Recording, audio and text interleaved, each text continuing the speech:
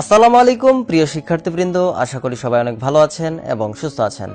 প্রত্যেকটা শিক্ষার্থী আমার ভিডিওর নিচে আপনারা প্রতিনিয়ত কমেন্ট করতেছেন 2021 সালের যারা এসএসসি পরীক্ষার্থী, যে আপনাদের পরীক্ষাটা কি অটো প্রমোশন দেওয়া হবে, নাকি আপনাদেরকে পরীক্ষাটা অনুষ্ঠিত হবে, নাকি ফেব্রুয়ারি মাসে অনুষ্ঠিত হবে, নাকি এর পরে অনুষ্ঠিত হবে, এর উত্তর কি? এই বিষয় নিয়ে আজকে পুরোপুরি আলোচনা করব যে শিক্ষা মন্ত্রণালয়ের পরিকল্পনা কি বা আপনাদের 2021 সালের এসএসসি পরীক্ষাটা কি হতে পারে। সো বিস্তারিত জানতে পারবেন যদি এই ভিডিওটি আপনি সম্পূর্ণ দেখেন।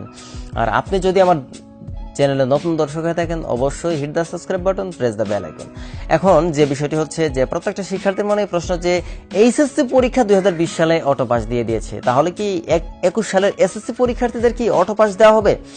আসলে এই বিষয়ে কিন্তু এখনো কোনো সিদ্ধান্ত আসেনি, বাট বিভিন্ন শিক্ষাবিদরা বা সংশ্লিষ্টগণরা কিন্তু জানিয়েছেন যে 2020 সালের এসএসসি 2021 সালের এসএসসি পরীক্ষাটাকে হয়তোবা সিলেবাস কমিয়ে নেওয়ার একটা চিন্তা ভাবনা আছে।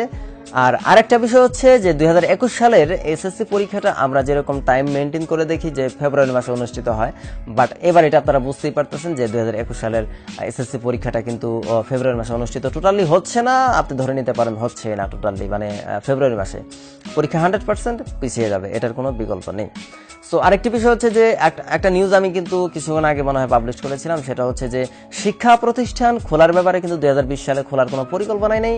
আর শীতে যদি করোনার প্রকোপ বাড়ে সেক্ষেত্রে কিন্তু 2021 সালেও আসলে খোলা যাবে কিনা, শুরুর দিকে আর কি 2021 সালে শুরুর দিকে খোলা যাবে কিনা তা নিয়ে কিন্তু একটা সংশয় রয়েছে। শিক্ষামন্ত্রী ডাক্তার দীপু মনি যেটা বলেছেন।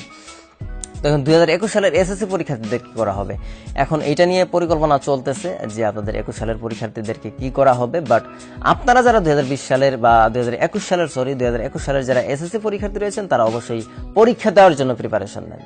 অটো পাস, অটো প্রমোশন এগুলা চিন্তা ভাবনা করে লাভ নাই। কারণ হচ্ছে যে আপনাদেরকে তো পরে দেখা যাচ্ছে করোনা পরিস্থিতি স্বাভাবিকের দিকে আসলে তো আপনাদেরকে পরীক্ষা দিতেই হবে। সো তখন কি করবেন?